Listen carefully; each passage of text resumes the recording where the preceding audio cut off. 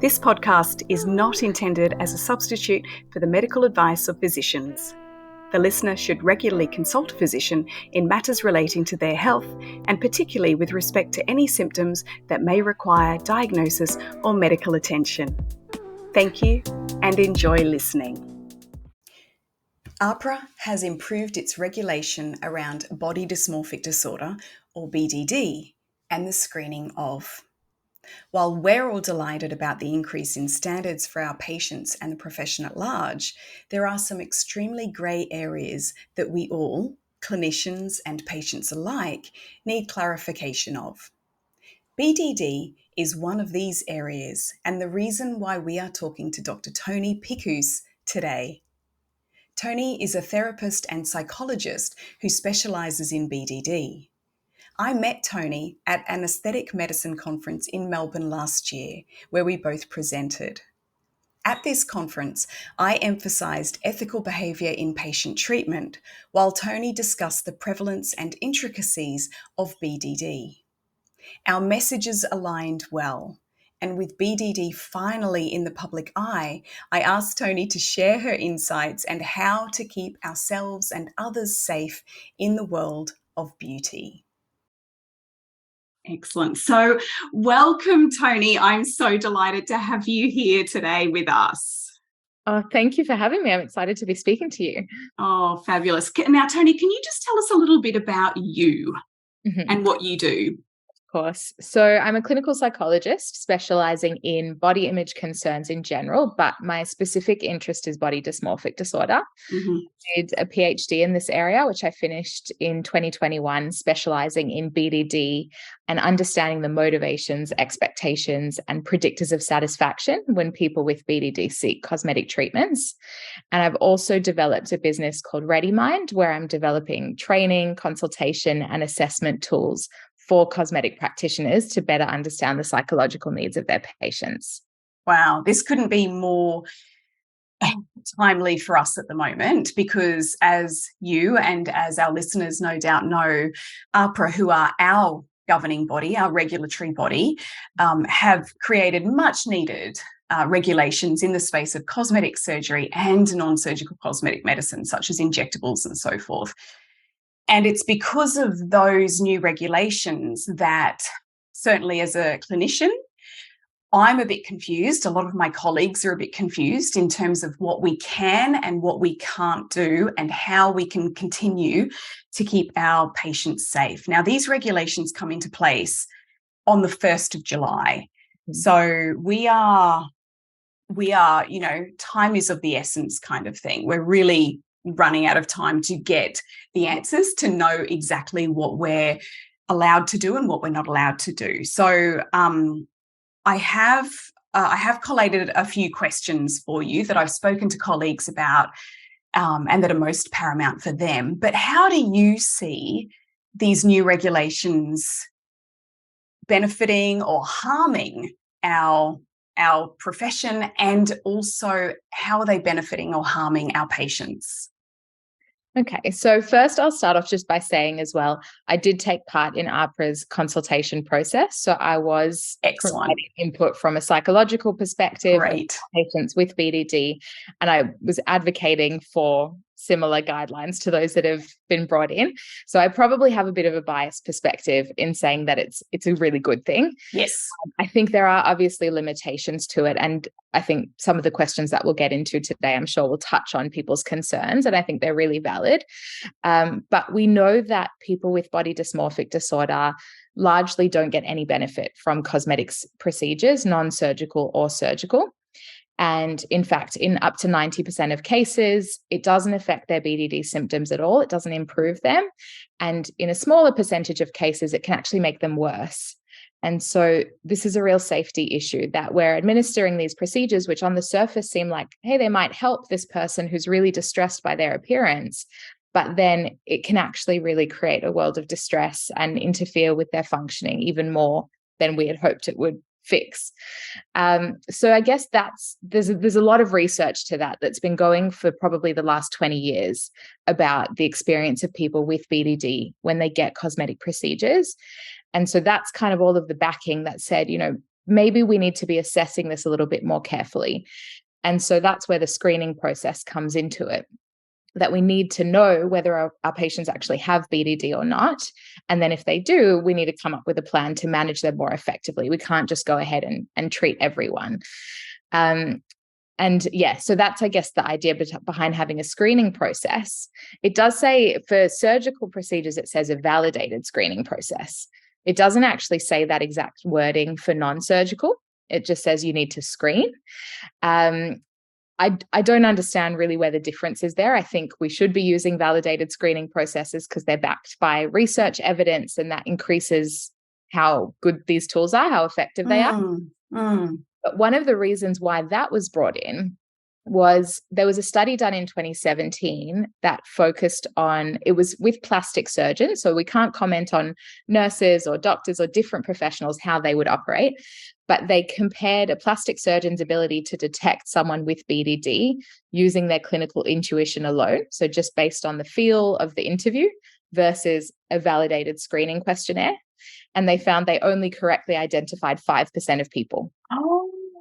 That was tiny. So then there's obviously all of these people who then slip through the cracks, who don't get picked up on during the interview. And that's where a screening process can help us pick up on a few more people that would otherwise be missed.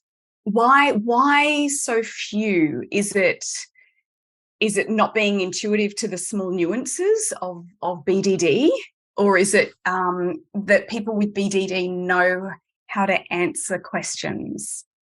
Yeah, so sometimes it's about, not quite asking the right questions. Yes. So asking things about the impact that this appearance concern has been having on their life, how much time they spend thinking about it, how much it's interfering with their social life or their work life, and really trying to gain a picture of that. And then considering, well, is this potentially out of proportion to what the actual issue is that they're preoccupied with? Because that's one of the defining features of BDD, that their concern is out of proportion to whatever the perceived defect is. So they might feel like, their nose is too big, but to you, the nose appears quite normal. Maybe it's, a little bit bigger than usual, but not really. But their distress is much greater than that.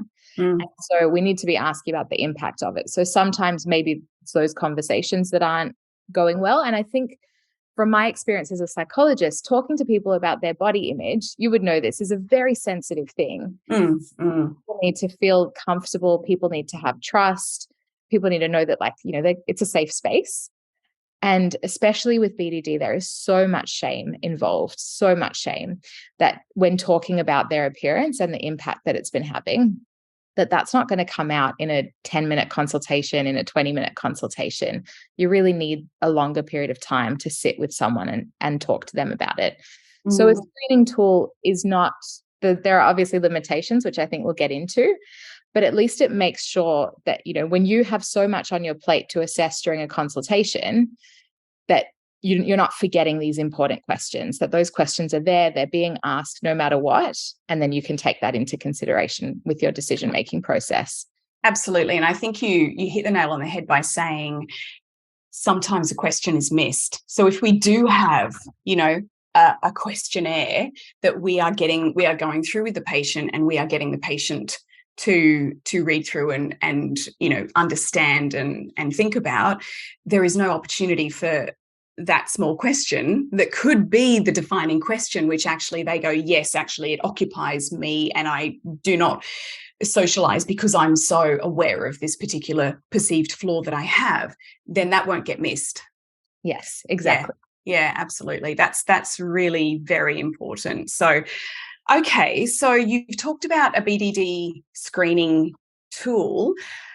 What can we use? Because currently I put one together myself, and that was based on a fantastic paper that I read, which I'm sure you probably have read too, in the Journal of Dermatology, and it is the development of multiphasic cryptic screening protocol for body dysmorphic disorder in cosmetic dermatology.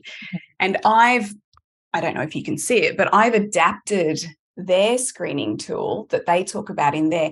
It's 3 pages long. My patients do find it a little bit arduous on top of all of the consent forms that I get them to sign every single time they come to see me. Is there a better assessment tool that we can be using? So that tool, I really like that tool, and I like their thinking behind it. I think it's a really good one. There are other brief questionnaires out there, like the BDDQ was I think there's 10 items off the top of my head or something like that. That's a pretty brief screener, and they have versions that have been validated in a cosmetic setting specifically, because the BDDQ was developed for any clinical setting. Mm-hmm.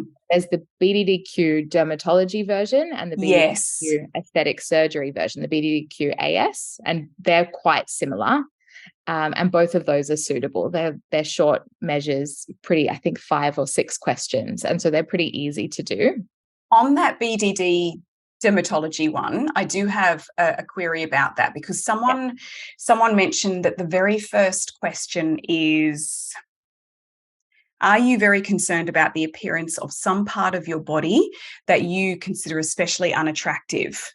If they say no, then can we move on? Because that's how the questionnaire works. Yes. So that is how the questionnaire works. That's actually a problem that I have with the BDDQ dermatology version, because essentially once I say no, you stop asking any further questions. And I think that's a problem, because then you're still likely to miss things that might come up in later answers. So the BDDQ aesthetic surgery version, which comes from, it's also based on the original BDDQ, doesn't stop asking after that. Like, you're meant to finish answering the questions. And I think the format of the questions is a little bit easier than the dermatology version, because they're all Likert scales instead of open-ended responses.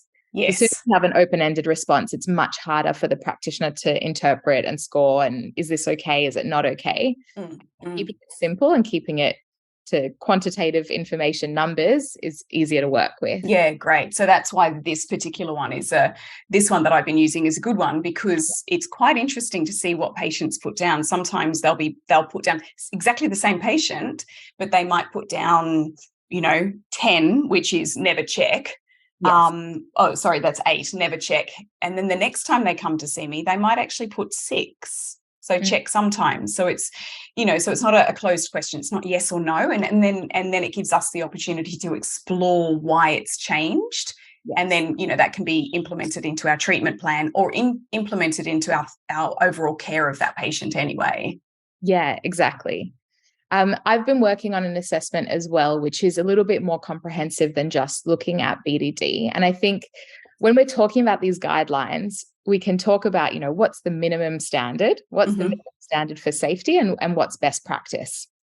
And I think best practice looks a little bit different, because we know that it's not just body dysmorphic disorder that can increase the risk of dissatisfaction or negative outcomes for a patient. There's other things, like there's, chronically low self-esteem, like really low self-esteem. There's perfectionism. There's having unrealistic expectations, or being motivated to do a procedure for somebody else rather than themselves. So there's a whole range of factors that we actually need to be aware of, that I think it's important to include in a consultation or in a questionnaire. So the one that I've been working on is a bit more comprehensive in tapping into some of those other domains as well. And it's going to be all automatic. So it'll score it up for you, so you don't have to do that yourself, and then give you a report and say, oh, yeah, this person should be referred, or they're safe to treat, or they're somewhere in the middle. So here's some recommendations for what to discuss with them in your consultation. And so that one, I guess, goes a little bit above and beyond what's specified in the guidelines, but I think it will be quite valuable in terms of patient care. That sounds incredible. So you're working on that at the moment, is that right? Yeah. Will it be out by the 1st of July? Yeah, so I'm hoping to get it out there by June. That's the time that I'm working. Yes. So it'll be out before the 1st of July, so people can start using it and getting comfortable with it before the guidelines. Wow. And wouldn't it be amazing if, as a standard across our whole profession, if we used, one universal tool such as this one, then, we can essentially turn around all of our patients, regardless of who they go to see, are being assessed the same way. Yes. Yeah, that's so true. It standardizes the process, which is really, really helpful. And before these guidelines came in, I mean, this is a topic I've been passionate about for a while, and I've been talking about for a while, that we need to be screening and assessing patients before cosmetic procedures. And I would always get the question, but, aren't our patients just going to, if I say no, they'll just go to someone else? And that's a really common question that comes up. And I always said, well, that's why we need this regulation on an industry level, that it's an expectation of every person who's administering cosmetic procedures that they can't just go ahead with treatment without assessing mental state beforehand. So absolutely, I think regulation will make a big difference to that. That, yeah, there might still be people who are willing to, slip around the guidelines if they can, but hopefully most people will be abiding by these guidelines and screening their patients in kind of similar ways. And that's exactly right, because that was one of my other questions, was how do we ensure that if we do say, look, we've completed this screening tool and we actually think it's best to refer you on to a psychologist or a psychiatrist or someone with the actual training and qualifications to screen you adequately and give you the help that you need, what was or what is to stop them from literally going, 50 meters down the road where no doubt the next injectable clinic is, and fooling them? Because I know myself, certainly, I've had patients who I've said no to, and this is way back at the very start of my career, so about 17 years ago, when I was practicing out of Melbourne, and I had a particular patient who, and I do write about this patient in my book, but who so I'm happy to talk about that, because everything's very confidential. But she sought a particular treatment from me, and I asked her to show me what she was referring to, because she said that she needed more volume in her cheeks, and her cheeks were already very, very overfilled and overtreated. And I said, show me what you can see.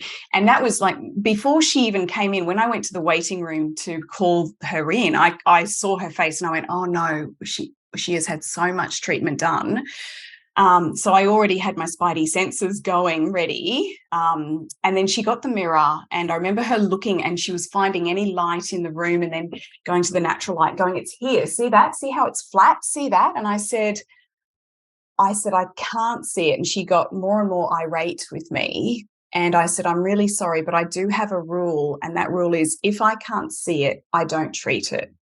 There was no such thing as BDD screening back then, but I did refuse treatment. And I know for a fact that she went somewhere else on the same day and had treatment done. Yeah. Well, I think that rule is great. And I think everyone in the industry should have that rule. If you can't see it, you shouldn't be treating it. And especially if, they have to go to that level, look at it from this light, look at it up close before you can see it. Well, if I can't see it, or if you can't see it, aesthetically trained to detect these sort of things, then the average person on the street is not going to be seeing that. So I think that's really important. I think in terms of them going to someone else, as much information you can give to them as to why you're not going to treat them can be really helpful. So talking about the research about, the way that we perceive ourselves is often much harsher than the way that other people perceive us. And that if we treat these areas that we're preoccupied with, that other people can't really see, most often we're not happy with the results. And most often it can start off a whole bunch of other problems, like becoming dependent or reliant, or getting some treatments that we really don't need because our concern is out of proportion. And I think it can take a little while to have that conversation, but giving a bit of that information and rationale for why you're not going to treat can be helpful.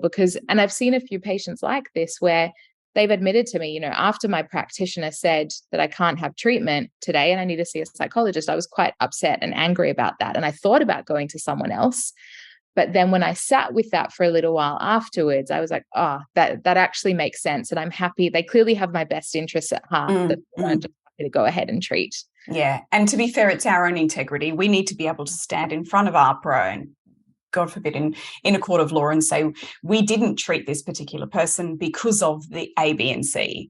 And having a screening tool will obviously aid that immensely.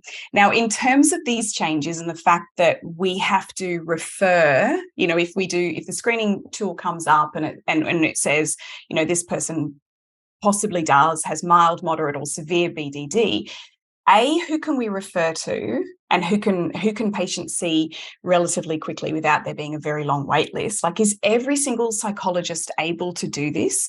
Are GPs able to do this? Who can actually enable us to refer to them? Mm-hmm. So for psychologists specifically, there are guidelines for psychologists who are evaluating patients for cosmetic procedures. And it's, as part of our ethical guidelines, we're not supposed to do these assessments unless we're familiar with those guidelines and we're familiar with the cosmetic treatments that patients are wanting to undertake. So we have to have some sort of expertise in this area, which means that you can't necessarily refer to just any psychologist to do it. You should ideally pick someone who knows about this area. I do think it's not a far jump for psychologists who are already working in the body image space, who work with disorders, body image concerns, BDD. It's not a far jump for them to be able to do these assessments. And one thing that I found really helpful, so obviously I do this a lot of the time, so it is an area of specialty for me, and I see patients remotely and face-to-face, and I try to prioritize assessments as quickly as I can. Sometimes the recommendation is that they need ongoing treatment, and it might be that ongoing treatment needs to join the wait list, but I'll try to get the initial assessment done within a few weeks of the referral, just so that there's not a backlog of people all in limbo, I guess, not the surgery or the treatment. But one thing that I've seen in a few people who have referred to me is they actually refer to the APS guidelines for psychologists, and they say, these are the guidelines. If you're not familiar with them, do you feel comfortable becoming familiar with them to do this assessment, or please refer on to someone who that is. That can be quite useful just to pop that in the referral. Yes. Yeah, exactly. And who can refer to you? Who's able to refer to you or to a psychologist for this assessment? Yeah. So if we're talking about like a formal referral that's then Medicare rebatable, I guess the person has to get a mental health care plan from their GP. Okay. So they have to go back to their GP, get a mental health care plan, and then come. But if people have private health, they can get private health cover for the assessment, or they can pay in full if they have the means to do that. And then you could just refer directly to the psychologist, just with a quick email explaining the situation, or each psychologist will have their own preferences for how that referral process should work. But you could send a direct referral. It's just not Medicare rebatable.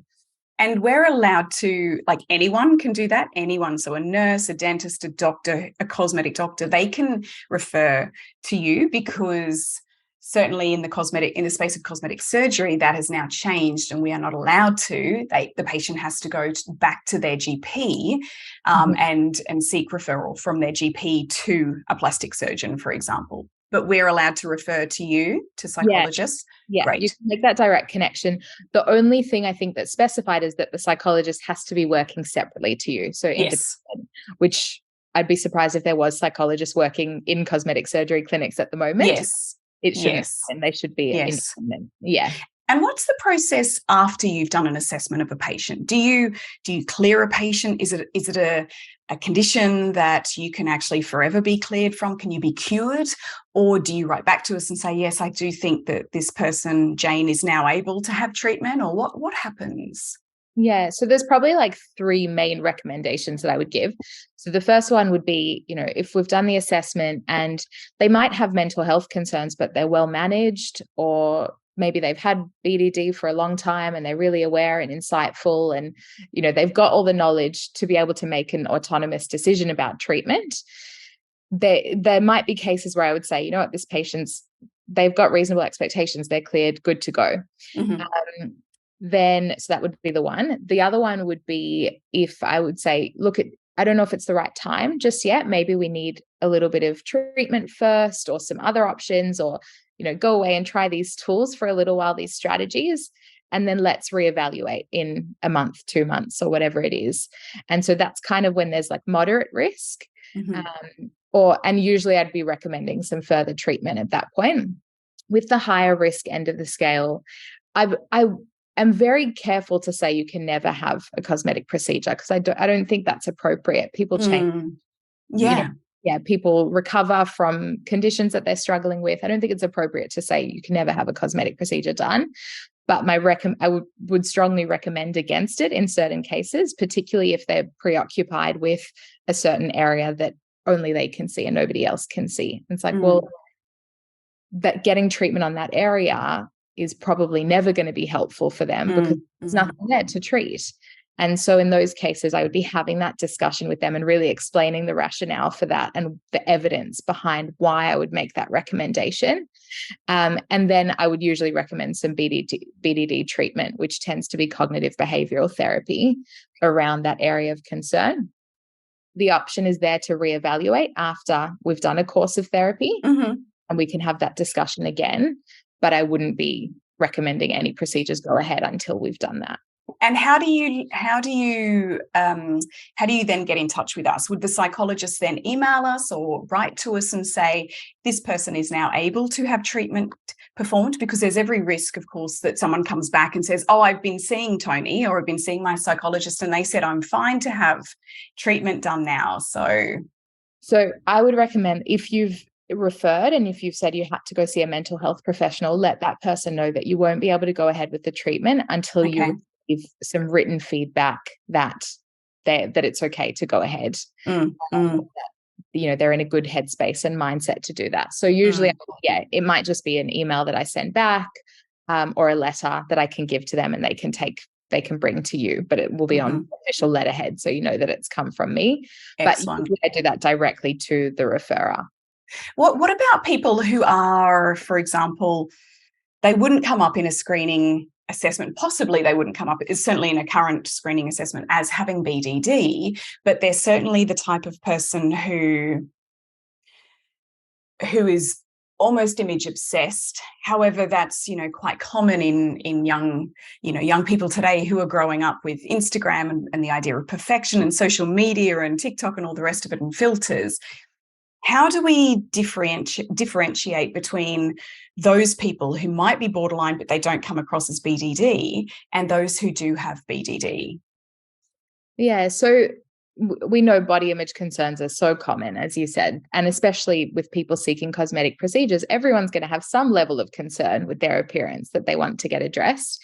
With BDD, usually the differentiating features are the level of distress that it's causing and how much it's impacting their life. So is it actually stopping them from socializing, from dating, from being able to go to work, or making that really difficult?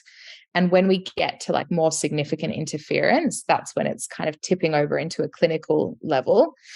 The amount of time that people spend thinking about their appearance can also be a bit of a tell. Usually with BDD, the threshold is above an hour a day, but more commonly, it's actually 3 to 8 hours a day, if not more, that people are spending about their appearance, trying to fix their appearance. So it's really time consuming. So that's one of the ways to kind of differentiate. And that's what these screening tools try to do, is to try to find that threshold where we can differentiate normal body image concerns and common body image concerns from BDD. So yeah, I think that's one of the things to look out for. How do you recommend us managing people who are not BDD, but because we wouldn't have treated them, but people who are safe to treat respectively? However, they're very, maybe one day they could actually become BDD, but currently they're not, and they're very image obsessed, and they're saying, oh, I've got this and I've got that, and even though I had treatment from you, like they're calling the clinic, and even, how do clinicians manage that? Because I think certainly from our perspective, 99.9% of us want to do the right thing for our patients ethically and medically, but we also want to make them happy. The last thing we want is an unhappy patient. So what's the best way for us to manage those particular type of people? Yeah, I think when we talk about making them happy, what does that mean? Does it mean they leave the clinic feeling happy because they've received a procedure and they're excited about it? Or does that mean, we're doing something that supports their mental health and their well-being in the longer term? Because those things might not always be the same. So for example, patients with BDD will come in and, after you give them a treatment, they might be really satisfied because they're like, oh, finally, I've scratched the itch. I've done the thing I feel like the dopamine's gone up. Exactly. But then is it feeding into this whole negative perception that they have of themselves? Probably. So happiness in the long term, you're not doing. So I think thinking about that for the patients that you're treating is important, regardless of whether or not they have BDD. In terms of managing it, I think educating is really important. Talking about this, can almost become an insatiable desire to fix and change yourself. That as soon as you fix one area, there's another one that you want to treat and another one that you want to treat. And you can even express that to them. I'm noticing that that's kind of the pattern that you've expressed to me, that's been happening for you, that you're finding all these other areas that you're not happy with. And I think trying to dig a little deeper and what's that about for you? What are you hoping to achieve with this? Is it popularity? Is it success? Or is it something maybe a little bit deeper than that? And, you might find that uncovers some hidden shame or potentially a history of trauma, or there might be something underlying that. And then it might get to the point where you're like, oh, I don't know how to deal with this anymore. Yes. But a psychologist might be able to. Would you consider talking to someone about this? I know, I can give you a treatment today that's going to make you feel great today, you to feel great for the long term. Yes, absolutely. Yeah. I agree. And in terms of in a legal space, because I know that is a concern for clinicians at the moment, is given that we're doing these assessments with an assessment tool, hopefully yours very soon, which will be wonderful. Because I know certainly a colleague was talking to a medico-legal lawyer who basically said that if you treat a patient who you deem as not having BDD, you treat them and then they're dissatisfied with the treatment and they sue you because of that. And then are you able to, because we're not qualified to, because I'm not a psychologist, I'm not someone who can actually diagnose and therefore, I'm using a tool, I'm not making the diagnosis. Am I then liable? Because I know this is a legal question, so feel free to talk to it from a psychologist's point of view, but how liable am I in saying, well, I treated you because you cleared our assessment tool, and now I'm being sued because you don't like the treatment, and you're saying I shouldn't have treated you because you have BDD. Yeah. So I obviously can't give legal advice. I know. That would be from a lawyer's take on things. But my impression of it is that by asking the right questions and by having a screening tool in place, you're meeting your obligations as a practitioner. As a patient has the obligation to be forthcoming with any mental health issues they have and to be honest on these screening tools. So if you have this piece of paper that says, actually, I did ask you about these things before the procedure and you scored really low on them, how are you supposed to know apart from, you asked the questions and they weren't necessarily honest. Or insightful. And so I think that gives you a layer of protection actually by having this validated screening tool with you. You're not a psychologist, absolutely right. So your job is not to diagnose. And I guess that's where screening comes into it, that, you can screen, you might not be able to give a full diagnosis, and that's where a referral comes into place. But if they haven't given you enough information to be able to even make a referral, you can't really be held accountable for that. Yeah, awesome. So documentation is really important. That's my thought process. But the other thing I will say is that, even though you will have a screening tool and document it, to still use your clinical intuition and your clinical judgment. So if you've noticed that this patient is presenting with some typical red flags, but their scores are really low on this questionnaire, then you should still be a little bit, ask some more questions, suss it out a bit more. Don't assume just because the questionnaire says it's fine, it's all good. And so reserve your right not to treat, as we always have. We've always done that. We've always, said if we don't feel that someone's right to have treatment for whatever reason, medically, psychologically, whatever, then we don't treat. So this doesn't, these changes don't absolve that responsibility, which we have as clinicians. Yes. Yeah, exactly. Absolutely. All it does is it gives you more information to work with in terms of making your clinical judgment. Fantastic. And I do have one final question for you, because oh my gosh, you've answered everything that I had so beautifully, which I knew you would. Would you consider running a short course or educational sessions on BDD? I know you're a very popular conference speaker, which we love, and we're very blessed to have you at our conferences talking to us about this very important subject. But I know it's certainly something, and not only just BDD, but also perhaps different personality disorders or different personality traits in patients would be so empowering, I think, for clinicians. Absolutely. I think especially now that this is getting more attention like it deserves, I really want to run a course, because also when I speak at conferences, I get to do it in 20 minutes or 30 minutes. Yes. I'd love to do something that's like hands-on and Mm. let's practice some skills in talking to these patients. Let's talk about different presentations outside of BDD that you need to be aware of and what it might look like. So yeah, I definitely have plans to Excellent. organize that soon, and I'll keep you posted. Excellent. Now, Tony, can you just tell all of our listeners where the best place is for them to find you and the resources that you're talking about? So not only clinicians, but we have lots of, lay people who aren't clinicians, who aren't even having treatment, but they're really interested in the topics that we talk about in difficult conversations about beauty. So how can we find you?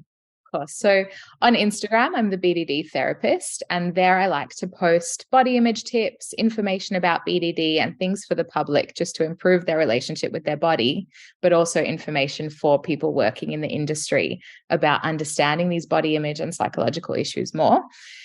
For practitioners, readymind.com.au. So ReadyMind is my business where I'm developing all these screening tools. I'm putting up resources.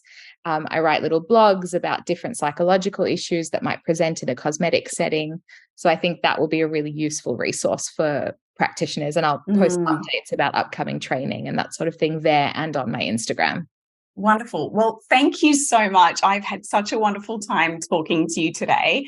And honestly, I look forward to this particular topic getting more and more exposure so that not only clinicians become better versed at helping our patients, but so that people like my daughters, my 9 and 11-year-old and all the women and men and everyone out there knows that if they do have an issue, that they can actually seek treatment for it and get better. Yeah, absolutely. Well, thank you for having me along. I My love pleasure. It was exciting for me to finally have the opportunity to sit down and chat again. I know. So hopefully it won't be too long for the next time. Yay, wonderful. Thank you, and I'll see you soon. Bye. Off air, I asked Tony how often we needed to conduct our BDD assessments with our patients. And she said that the guidance is not so clear on this particular aspect, but she certainly thinks that with non-surgical cosmetic medicine, every single time we see the patient might be a bit excessive to screen them. So if we know the patient well and we've been treating them for some time, she thinks that perhaps doing an assessment, if we notice any change in their clinical presentation or mental health presentation, then that would be a good idea. However, she does recommend, and I agree, that we do our BDD screening with every new patient that we see.